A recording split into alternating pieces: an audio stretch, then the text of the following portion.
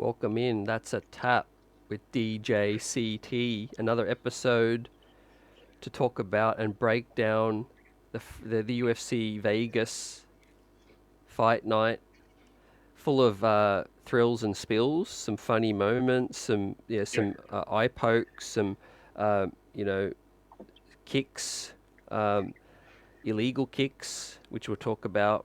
But DJ, you saw this. What was your takeaways? yeah, man. Like decent card. Is it one of their best cards? Did it have us jumping out of the seat all the time? Probably not. Had some sick knockouts, some submissions. The main event it was quite eventful. I'll be honest. It was very eventful up until the results were read. And no one could really guess who had. I mean, you could, but there was a point deduction, so it was kind of up in the air in that terms. Obviously, we weren't disappointed with Moicano post fight interview, so that was there. So yeah, man, there was a few things, but yeah, look, let's start at the top. I know we'll get to Moicano, but I want to talk about the main event. So we had Roman Dolidze. I believe he is ranked number 7, if I'm not mistaken. Number 8, sorry. So Roman Dolidze was number 8 ranked, took on Nasruddin Imavov, who was number 11. We've learned since his last fight, he's now changed camps. He used to be in the same gym as Cyril Gahn, Fernand Lopez in France, but now he's changed a different gym. Look, he did look better, no questions. I At the end of it, I mean, let me ask you this: was there any doubt from your end as to who won at the end of the fight? No, I wouldn't say Yeah, so. No. yeah, man. Yeah, like I thought Imava won clearly. The first round was pretty solid. Had him down, very strong round for Imavov. Second round, okay, fine, up in the air. Third and fourth as well. I thought Dolidze had his moments. One thing that was surprised me was that these guys were in the main event and how gassed they were towards the end of it. Like that was something. Not because look, I'm not sitting here and talking like a professional who can, I tire when I go up my staircase, right? But what I'm trying to say is like, more from a progress in the division point of view. When you do start fighting up the ranking, you're gonna find yourself more in those main event slots. And when you're against, say, when you break into that top 5, you got names like Tori, Kananaya, Whitaker, Adesanya, all these people, and Sean Strickland. It's all cardio machines. And Imavov actually fought Strickland, but it was a short notice replacement. Strickland stepped in. But outside of that, man, like it's just you gotta have the endurance to be able to compete with the top fives, those higher ranked fighters, and I think that's something they probably want to go back and get into. I do believe that the fight could have been stopped in the first round, which was, I don't know how you felt about it. I just thought once he had, it was a beautiful combination, got Dolidze on the ground, and then he was just raining down on him for like about a good 50 seconds, I believe. The fight could have been stopped. There wouldn't have been any question. Yes, he was like, defending, but not smartly defending himself. He was just there, like trying to stop the shots. But yeah, like, and maybe Imavov thought, look, it's going to get stopped, so I'm just going to unload. And I think he probably went a little bit too hard, and that sort of impacted his cardio for the later rounds. But Dolidze in general looked really gassed. He obviously wasn't able to follow the instructions of the corner as well. They were asking for the jab, which just wasn't there. Got taken down a fair bit as well. Imava was really good, man. When Imava was on, he was really good. Like it was even good. It's good to watch as a fighter. Like how smooth his combinations were, fight IQ, the ability to mix it up, take him down, etc. So look, he got the win. There was a point deduction. There was a illegal shot, illegal kick, where Dolidze had his hand on the mat, and man, it's just controversial at this point, in terms of what's the stance on that, because we know the commission's going to try and get that changed. The head commissioner, I believe, for the California State Athletic Commission said, "Look, the new rule is if you got to be fully grounded, your knees on the mat, and like fully on the mat to be considered a grounded opponent." And in this instance, it seemed like Dolidze was just touching the canvas, and if you really notice it, like I'm not saying, like obviously it does impact the fight, and as per the current rules, that's not on, right? That's illegal. But yeah, Dolidze was able to turn around to Herb Dean and say, "Hey, look, he kicked me while I'm a grounded opponent." But again, it was again he's also got that warrior mentality because he came back. He could have taken the easy way out. He didn't. He said, "No, I'll fight. I'll come back and fight," and he did. Yeah, look, and I hope they get to the bottom of this rule and then figure this out whether they're going to go ahead with it or it's going to change. Because at the moment, it's just very controversial in terms of the grounded opponent and what that means because there's so many different variations to it. Outside of that, I just think even with the point deduction, I did feel that Imavov did more and he won the fight. So which means he will break into the top 10. He will have to because he's just fought Dolidze. It's interesting because Amanson's fighting next week. He is fighting Joe Pfeiffer, a massive prospect from the Dana White Contender Series. So he's fighting him. Now that the winner of that, there could be implications too in terms of where Imavov sits. But at the moment, I mean, he's beat number 8, so he has to be 8 or higher, I would believe. But we'll wait and see when the rankings come out. Is he going to get another top 10 opponent? I think he called out Sean Strickland. Yeah, I don't see that happening, to be honest. But look, everyone seems to be locked in with the fight. So there's Brendan Allen's locked in with Vittori. Hamzat Chimaev's obviously free, but I don't think they're going to make Hamzat Chimaev versus Imavov. Chris, did you see that? Him and Chris Curtis were having an altercation. They're having a back and forth. So Chris Curtis cornered Roman Dolidze because they're from the same gym. So Roman Dolidze, Chris Curtis, and Sean Strickland, they're all from the same gym. Extreme Kodua, yeah. And so they Chris Curtis fought Imavov previously at some point, and there was a head clash. So Chris Curtis believes that he couldn't perform after that head clash, and they've always had back and forth since then. And today, after that illegal kick, we had Chris Curtis screaming from the sidelines, and Imavov actually responded. He tried to approach them on that side of the cage, and Herb had to intervene. That's why the corners weren't allowed in the cage, and when the decision was being read, with that in mind, and to make sure there's no unwanted altercations. But quite interesting. I don't know if he'll take that. That's a fight to make because he's already fought him, and he's ranked below Imavov, and yeah. So we'll have to wait and see. Yeah, definitely. Yeah, it was a decent main event. And what else? So we had Randy Brown pick up a big win Yeah, performance and Molly beautiful. Meatball McCann. But before Yeah. that, Moicano stole the show. Man, he stole the show with the post-fight press conference and not press conference, sorry, post-fight octagon interview. And man, this guy's on a hot streak now, and he's put a lot of pressure on himself because the next fight, everyone's going to expect something. First of all, he's got to win to score an interview, and then when you do, like obviously he's got to deliver. He's actually upped the game. Like the last one we know was with Joe Rogan, and man, that was just nuts. And he just absolutely upped it. He was talking about his 60-plus-year-old dad having a baby, and it just went from one end to the other. Then he talks about joining the SWAT, killing bad guys. Jeez, man, he's an interesting character. Obviously, I'm glad like his personality is coming out. He's become a lot more likable in that sense. More than we're using the word likable, he's become more popular among the masses, which definitely helps. We know that in this business. But from a performance point of view, I think Moicano is ranked number 13, Dorba's 15. I don't know how much that does for his ranking, especially because man, it was a good fight, but it wasn't again nothing flashy. Right, it was nothing flashy. I obviously understood the threat on the fate, and he obviously had great understanding of the fight to be able to level change, bring the fight to the mat, and keep it there, which was pretty good. Outside of that, though, like we've seen as of recently, when we talk about popularity, the way you fight and sort of how you finish those fights not just a finish, but even if it goes to distance, being those exciting fights that plays a part. Like, I don't know if this will fall in that category, but man, I don't think his stock dropped. He still got the win, and he still absolutely delivered on that post-fight interview. So yeah, man, I'm still excited to see what's next. He had two good call-outs. I don't know which, because they all came afterwards.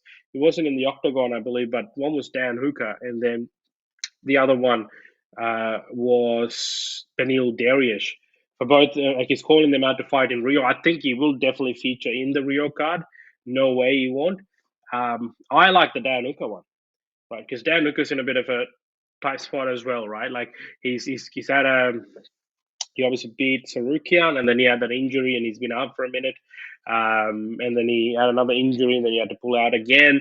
So he's ranked number 10 at the moment. I think being able to, if he's able to get a win over someone like Moicano, who's now become quite popular, that could do wonders in terms of how the next matchup could be. So that's a good call. I like that. I like that fight. The Darius one, man, is interesting because Dan Lucas called out Darius, and I actually like that fight too. But then I don't know if Moicano Darius will come into fruition. I feel like maybe Gamrot and Darius, if Gamrot wins his next fight, could take place, but we'll have to wait and see. I know they're fought already, but yeah. Yeah, yeah, no, definitely, yeah. Love Moicano, and in terms of beating Drew Dober, like that's a very significant. I Yeah, feel like a significant win because yeah, I rate Drew Dober, and he's obviously he's a tough guy and hard to stop. yeah, Yeah, but I always feel like 3 rounds. Yeah, if you take your chances early, yeah, you can beat anyone. But yeah. yeah, Man, yeah, he was catching Moicano a lot. Like in the first round, especially, I think there was a one shot that was flush that rocked him. And then that's when Moicano decided to sort of change the trajectory of the fight and sort of where it took place. You're absolutely right, man. Drew Dober is quite good. I rate him well too. In terms of, he's got a win against Bobby Green. He knocked out Bobby Green, and he's fought Islam Makhachev. They went to a decision, and we know how good Islam Makhachev is. So yeah, like, he's pretty good, man. Drew Dober is pretty good, and for Moicano, yeah, that's true. You're right. It's nothing to you can't take anything away from Moicano. It was a tough fight. You had someone who's really durable, who's extremely dangerous, and then obviously did what he needed to win. So yeah, absolutely, man, 100%. yep. And then yeah, Randy and Molly. What did you see from those two? I think for Molly McCann, it was a good comeback. She's had a tough run since, she rapidly rose to stardom after those UK cards, where she knocked people out viciously, and then she had that Erin Blankfield fight. We know how good Erin Blankfield is, and she went and sort of dominated her. And since then, she's had a tough run, but it's good. Like, I mean, we didn't see the usual fanfare that we see with the Molly McCann fight.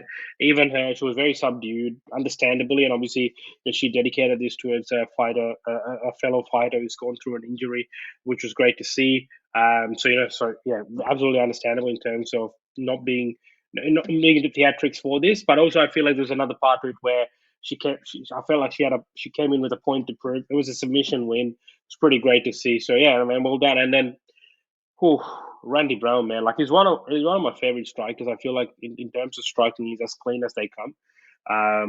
And that's why, I'm not trying to jump to different topics, but that's why I love Jack Della's win over Randy Brown, because we know how good Randy Brown is, and he was able to beat him in his own game. But man, how smooth was that? And to be fair, I'm like, oh, he didn't even touch him. But in slow mo, you see that he goes flush on his chin. It was a nice slip, comes up, and bam, beautiful. Follows up with one shot because the ref didn't come in time. And yeah, absolutely deserving of that performance. Another person who had a stand-up performance. You know what? Before that, I know you like Randy Brown too, so give us your thoughts, CT. What did you think? Yeah, I really feel like he's starting to fulfill his potential, which I think, yeah, we all know what he's capable of, and that's going on a huge run. You know, yeah, running into Jack Della here in Perth, Australia, and him, just losing that one. I kind of felt like still the world's his oyster, You know, we're seeing Johnny Walker, lose like four in a row, and then him have a resurgence. So yeah, I Yeah. think Randy's still so young, and Mm, he's got so much potential still, and in this organization, yeah, it's just great to see him really pull off some emphatic, wins in style. Yeah, and I expect it to continue. I'll be looking forward to seeing who he gets next. absolutely, man. Like, I mean, and it also tells you how good Jack Della is, right? Not to like, I just really like Jack Della about later.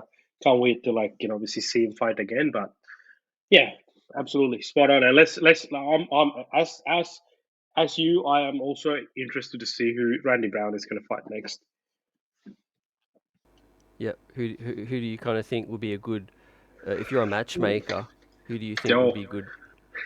I'm just putting you on I the mean, spot, but if man, okay.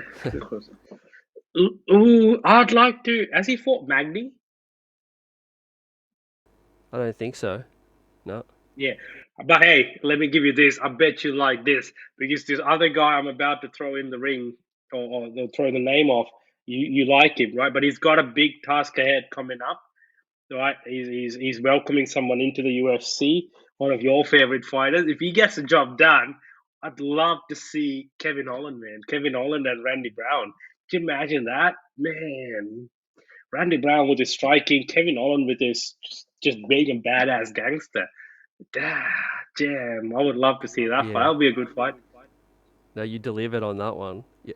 I only Yep. think though that Holland's more established in the Yes, correct. organization, that he would have to accept that risk, to fight a Brown. But I wouldn't put it Yep. past him. One of the reasons I like Holland so much is that He my fights anyone. fandom grew with him during COVID, where Yeah. he was just like kind of like Hamzat. He did Yep. like three in a, didn't he do three bouts in like two Oh, he months fought or five. If yeah. he fought 5 times in a year, which was crazy. It's like there's a few fighters. I mean, they're all badasses because they get in the cage, fight in front of millions of people, right? They put it all out there. Among that group of badasses, you got an elite group of people who really stick to the anywhere, anyone, anytime. Doesn't matter. Like, change my fight last minute, get me Cam Sachemaya, I'll still fight. But that's the kind of person that Kevin Holland is. So, yeah, you're right, though, man. Like, he's obviously got that name value. Man, Randy Brown's not in the top 15 yet. So we might have to wait a little bit more to get that. But look, Neil Magny, while he's ranked above Kevin Holland, we've seen a pattern with the UFC giving some of these upcomers, not to say Randy Brown's an up and comer, but some of these new guys, Neil Magny, with the chance to try and break into those rankings. So maybe that could happen. You could see that happening. I mean, Dana White always say that you never. Neil Magny's a crafty veteran. You just can't count him out. So if you're able to get your job done against him, then yeah, you're gonna you can break into those rankings. So maybe a Neil Magny. We're not sure. We have to wait and see. Yeah, that we will, and we'll be breaking down this weekend's another Vegas fight night next week. Look out for that Yeah. episode, DJ. It's a huge one. We've got Yeah. actually one of the ones that I think you'll love, 50K Gay, one of your Yeah. favorites, versus Andre Touchy Feely, Yeah, and man. of It's course like we got a the Jack Hermanson as well. yeah. Brad Tavares is on it. Trevin Giles. It's a good one. There's the big names, some big finishers. Michael Johnson's in it, man. Michael Johnson's such an unpredictable fighter, man. You gotta love him though. Like he's one of those true fighters. He's fought all the big names from Khabib to everyone. Jack Manson, like the biggest sort of what if, to be honest, if you really think about it. Like he had that period of time where he was so feared and he was finishing fights, and then he's now fighting Joe Pfeiffer, who's one of Dana White's favorite fighters. We know that he came out of the Contender Series, and since day one, Dana's been hyping him up, and he's been delivering. He's been finishing fights, man. And then Cormain, it's like a fight for the Hawaiian belt. You got Dan Egan, Andre Feely, both great fighters. So yeah, look, keen to talk about it when we get to that. I do want to shout out another performance from tonight, which was Themba Gorimbo. Like he obviously became very popular with everything that happened with him and Rock. and sort of that story unfolding and all that. So there was a lot of eyes on him to see if he can look. He's got everything he kind of wanted. Brought his family over. Quite a very heartwarming story. But then, no, we're talking about fighting, right? All that doesn't matter. Can you deliver still? Um, and he did, man. He knocked him out. He cleaned him up. So yeah, it was a quick fight too. So that was good to see.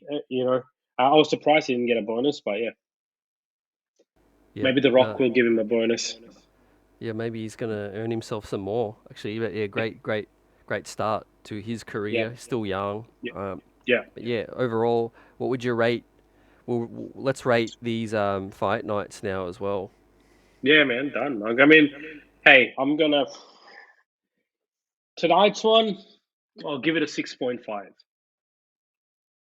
That's pretty solid. Six Yeah, to six point I like five. it Yeah, because you give it a good breathing room to go up. yeah, yeah, For the yeah. classic ones, and I think Saudi Arabia, when if and when they get there, that's gonna be not a pay per view. That's gonna be one of these, but we A know it's fight gonna night. be Yeah, super stacked. Yep. yeah. I look. I don't personally rate the cards based on look. The name value is quite enticing. You got some big names. It does make it quite enticing. I'm not going to deny that. But I like to rate it based on sort of how the card and the fighters performed, and in terms of did it live up to that expectation. It is a pretty tricky thing, right? Like they sacrifice so much to go in there, and anything can happen in those. Like like Muradov suffered an unfortunate eye poke, and you don't plan for those things. Um, but yeah, like it's just an overall performance of the card. Yeah, and then if that performance is then attached to some big names, then obviously, you feel like you want to rate it higher, which is why the pay per views, sometimes you find yourself rating it a lot higher. So yeah, Yeah, it's just as a whole. Like fight nights itself can have two or three bangers that yeah, still make it worthwhile, amazing. yeah, But yeah, it's the pay per view as a whole that just like make it a whole day, a whole night. Like it's 3, 4, or 5 hours long. yeah, You look at early prelims and you might see a young fighter that you love to follow, and we'll yeah, continue to do that throughout this year. Yeah, I do want to just finish on what you said about the eye poke. We had like yeah, Aljamain Sterling talk about, it's time to bring in, mm, rounded gloves and all of that. Like, yeah. we just I hate seeing those eye pokes that just finish it. It's not just about not getting to see a fight. I mean, we've seen hypox impact certain fights, and we the fight gets stopped and all these kind of things, which is yeah, look, yeah, okay, fine, it is bad, but there's far worse things like what if it it causes a career-ending injury? What if it impairs your vision forever? Right? I mean, today's high poke was pretty bad, man. Like it felt like the whole finger went in. It was just hard to watch. I'm not saying people do this intentionally. You're there in a fight. You're getting punched in the face, by some of the best in the world and vice versa. And sometimes you're not really thinking whether your finger's out or not, which is no excuse, but you know what I mean? And you're right. Like, I'm just surprised that while it's not going to entirely change everything, but those curved gloves could make a difference. So, high time they are considered and brought in, like, with that enough room, obviously, to comfortably grapple, but it's something that can be fixed, or steps can be put to minimize the risk, as opposed to sort of right now it's more like an open palmed glove, right? Like where you can just it's literally mimics your hand. Yeah, man, it is. It was an unfortunate incident, and obviously let's see if there's any steps put in place to minimize it. Hey, but hey, don't try to get away. You gotta give your score. What's your score for for this for this card? Don't think Yeah, I definitely. forgot. Uh, Thanks for the extra time to think about it. Ah, You made me think of a few new things, but yeah, 100% was so gruesome. I recommend no one Google it or search for it. The guy's finger basically entered the dude's eye, man. the dude's eye socket, and I just makes me squeamish. Um, Talking uh, about it's making me squeamish. yeah, I watch a lot of basketball, and yeah, we see guys come down on their elbow on a guy's eye and all that. That has me, already, squeamish. But yeah, with this, I'm gonna agree with you. 6 point. I was thinking 7 because there was so much action and quirky Yeah, things, but some of it was just not good. So yeah, looks 6.5, plenty of room for it to yeah, grow. In terms of 10 being the best, fight night yeah, ever, and maybe yeah. we'll go in the archives and we'll in an I episode was and gonna, we'll review some of the classics. I was gonna ask, like, did you ever have a card that you felt like was a 10? Yeah, like I think for me, like meaningful. I think early Yeah, COVID, when they were yeah, like, we didn't have any other sport, and that just kind of yeah, took my fandom to a next level. yeah, We saw so many classics. yeah. Um, I don't know if that banger between Poirier and Hooker was a fight Oh night. man, I think that that might was have been a yeah, that that might have was a been a fight main night. event. Yeah. Yeah, it was a main event of a fight night. But man, like even the what do you call them? The Dubai Yas Island cards during COVID, they were pretty big. I mean, you can go way back, man. Some of those old Conor McGregor cards were pretty good. Like, remember the one where Conor won the interim title and the co-main was Robbie Lawler and Rory McDonald. Like, and there was it was a stack card. The 205, the first card in New York, that comes to mind when you're thinking about really high ranked cards. The one that you were at, Singapore, I thought was a really good card. Iri Prakashka versus Glover Teixeira was a great card, topped off. That see, those are the cards that I feel like deserve those big rankings. It's like you got a stellar card, finishes, action, and then you come to the main event, which is the big names, right? The marquee event, and they deliver, right? I mean, that's the kind of card that I feel like you tend to rank a lot higher. So yeah, that was one. There was a few other MSG cards, man. Usually the latter cards usually deliver. The Miami card last year with Adesanya, that was a pretty epic one. So yeah, Yep, can't wait for more. Well, yeah, this has yeah, been a great breaking this one down, and we'll be back next week to talk about this weekend's bumper yeah, card. And yep. DJ, see you soon. Catch Peace. you later, my man. Yeah.